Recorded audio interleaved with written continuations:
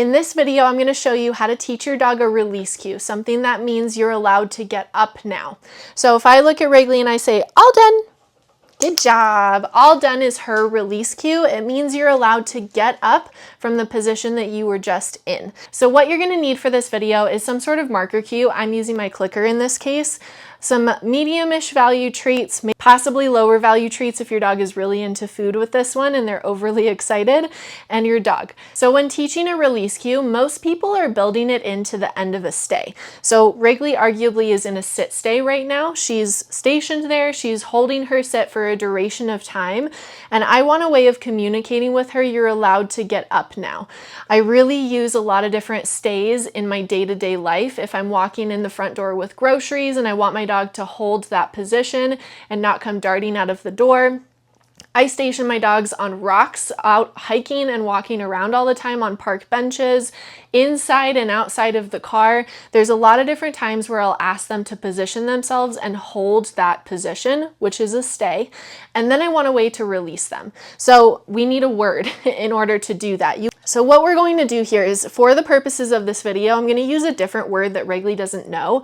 I'm going to show you her release cue one more time when I'm standing up, and then I'm going to change to something else. I think I'll use the word cheese just as an example. It's a word that she doesn't know that is not associated with anything else. You can make your release cue whatever it is that you want, and we'll talk about good and bad release cues here in a moment. But actual release cue looks like. So let's get you over here. Can you sit? That's good. Let's just leave you in a sit. Okay, so she's in a sit over here. So I might say, Wrigley, all done. Okay, and she gets up and comes over to me. Good job. I'm dropping treats. Let's do that in a down. Good job. Okay, she's in a down. All done. Good. She gets up and gets her treat. That is what I'm looking for when it comes to a release cue. So how I go to teach that is you're going to want to get your dog into a stationary position, either sit or down. I find sit to be a little bit easier whenever you're first teaching this. Most of the time, because when you're first teaching this, a lot of dogs are at that early on teaching stage and just learning the foundation, so they may not have a super solid down. You may also want to build some duration onto this as well, so you may reinforce your dog for holding this sit. I have another video on how to teach a solid stay with your dog, but you want to build a little duration onto this as well. Just a few seconds. It doesn't need to be very long, but we need our dog to hold that position just for a few seconds before we release them out of it. So what's important here and what I want to do is I am going to break up my treats so they're ready to go. I'm going to have my clicker ready to go. I'm going to look at my dog and say their release cue first. I'm going to say the cue they don't know first, and then I'm going to help teach them and show them what I want them to do when they hear that. So I'm going to say, Wrigley, cheese. Okay, pause, and then I'm going to lure her up and out of that sit. So again, she's in the sit. I'm going to say, Wrigley, cheese. Good. Okay, so I want you to notice how when I am luring her, when I'm saying the word, I have my hands at my center and they are not moving quite yet. So I say, Wrigley, cheese. Then I go to move in with the treat at her nose. The reason for that is when the food is at her nose, she's probably not hearing a word that I'm saying right now, right? All of her focus is going to the food that is in my hand. So when I'm introducing a new word, I want to introduce it in a way that she hears it. So I'm removing everything so that all she's focused on is the words I am telling her, and then I'm guiding with the treat at her nose. Wrigley, cheese. Good. And I am doing it at first pretty immediately after, so she doesn't have time to guess and throw other behaviors at me. I want her to hear the word and then I'm immediately showing her. Wrigley, cheese. Good. Well done. And I'm going to do this a few more times with her and see if it sinks in, and then we're going to test it and see if she starts to understand it. Wrigley, cheese. Good. Wrigley, cheese. Good. Wrigley, cheese. Good. Wrigley, cheese. Nice job. Wrigley, cheese. Good. Nice. Good. Wrigley, cheese. Okay, so she got it there, right? She anticipated after a certain amount of time, your dog is going to be like, I got it. I understand what's going on here. And the fastest way for them to actually get the food is to just respond on the word that is said. So that's exactly what Wrigley just did there. So then we can fade out, and we want to fade this out pretty quickly, is the prompt. Okay, so I started to do that just by guiding my hand a little less. So I say Wrigley, cheese, and instead of going all the way to her nose, I'm kind of just leaning back a little bit, starting to already fade that prompt. Wrigley, cheese. Good. Nice job. That was a good one. I always like to double reward my dogs whenever they do a good repetition. Wrigley, cheese. Good. That one I barely prompted at all. She just got up on the word. Nice. And I am helping her out in a big way by using her name paired with this. I realized that I never actually talked about options of release cues that you can use. So you'll see during the video that my own personal dog's release cues are the words all done and free. I will say if you have a multi-dog household and you want to distinguish which dog you are releasing via their name, it is not totally necessary it's not necessary at all for you to teach separate release cues. That just so happens to be exactly what it was that I trained my own dogs with. They learned that at very different times in their lives, and that's just where we ended up. But take that into account. If you are saying the dog's name before their release cue and you have multiple dogs, that can be the distinguishing factor. So for example, if you train the word free and all 3 of your dogs know that word as their release cue, just say each dog's name in order to release a particular dog. Otherwise, you can train it like how I trained it, but it's not necessary. So other words that you can use break, you can use the word release, you can use go, you could use the word dragon. It can be any word that you want it to be, just make it something that you will remember. You're gonna train it the exact same way as I show throughout the video. Some things to keep in mind in terms of cues to steer away from is anything that we use in our day-to-day language. So the word that comes to mind for me is the word okay.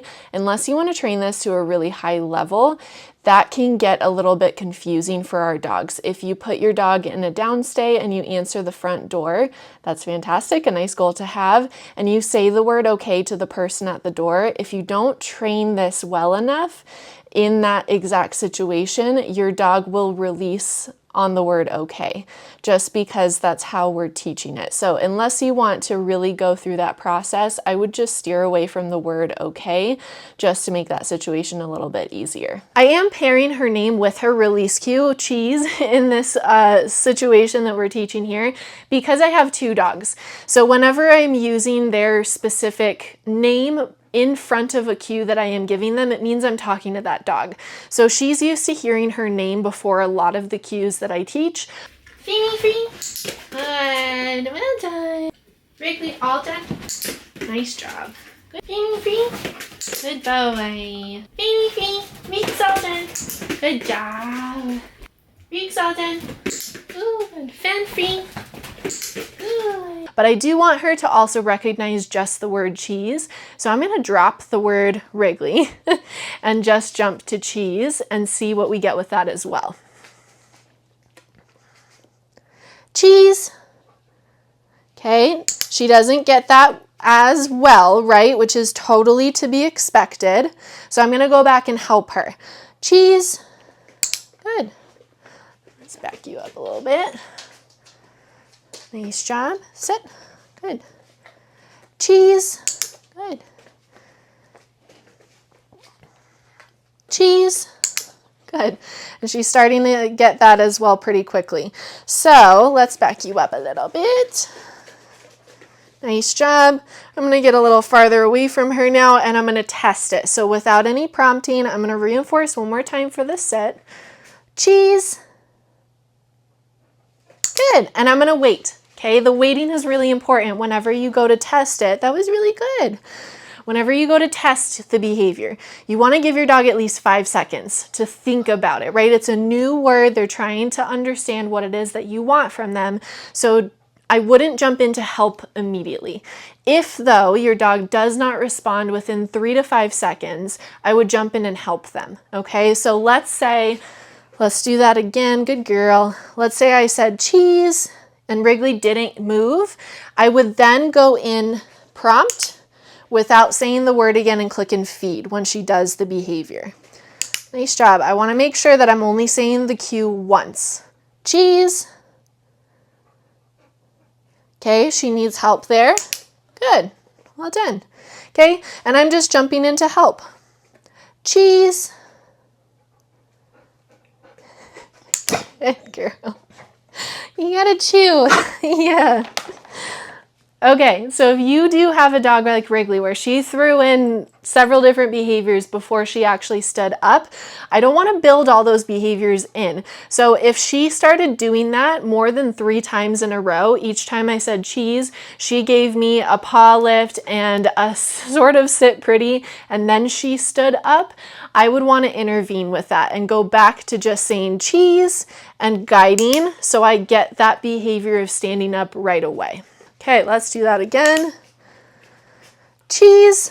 Good. That was better. I was jumping into prompt, but she might not need it. Cheese. Good. That's awesome. Well done. Let's back up. Good girl. Cheese. Good. And she's starting to anticipate that, right? Every time I put her in a sit, I'm going to ask her to get up again. So if your dog is then losing that duration of holding their sit, you can go back and just reinforce just for duration, right? That can be really helpful. Our dogs are going to get really tunnel visioned into whatever it is that they're learning in that moment, that we can lose other elements of that behavior as well. So just go back and reinforce for a little duration and then throw your word back in there. Cheese.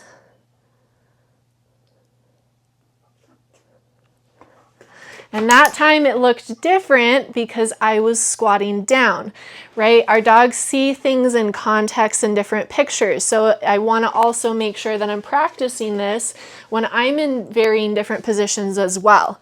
Cheese. There you go. That was really good. That's a whole generalization thing. Our dogs don't generalize like we do as people. Just because I taught it while I was standing does not mean she will know it if I am squatting down. So keep that in mind whenever you're teaching a brand new cue, is you want to practice in a variety of different positions as well. And that goes for our dogs. I was practicing with her in the sit. We can also try it when she's in a down. Cheese. And she's going to default to a behavior that she knows really well, which is called chill, when she puts her paws in between her legs like that. So let's do that again. Good job. Cheese. Yeah, that's well done. Okay, so think about all those things whenever you're practicing this and you're teaching this to your dog. What are all the different positions that I might be in, that my dog might be in whenever I ask for this behavior, and replicate that so that they really have a solid understanding of it. Dogs tend to learn this at a very different pace. Wrigley picks up on things really quickly, especially new cues.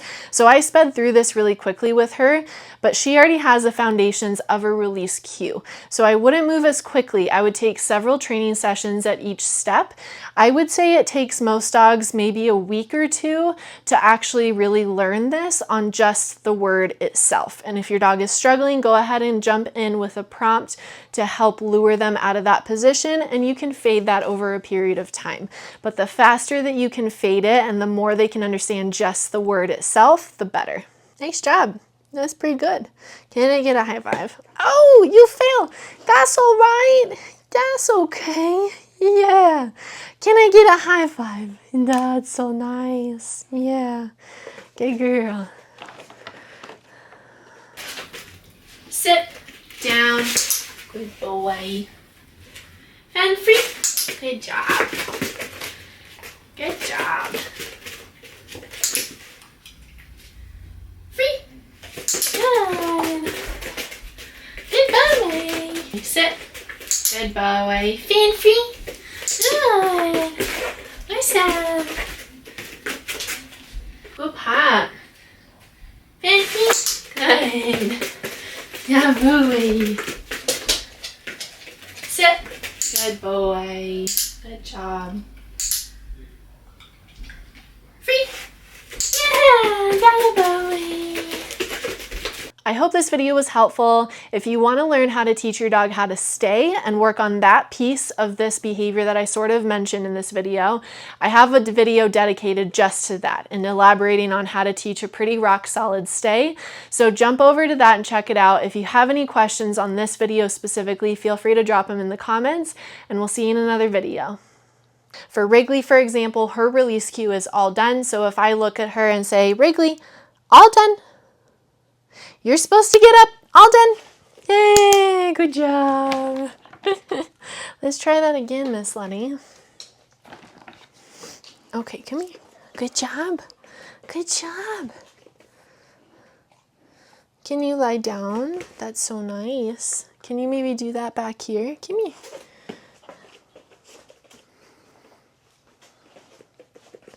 Good girl.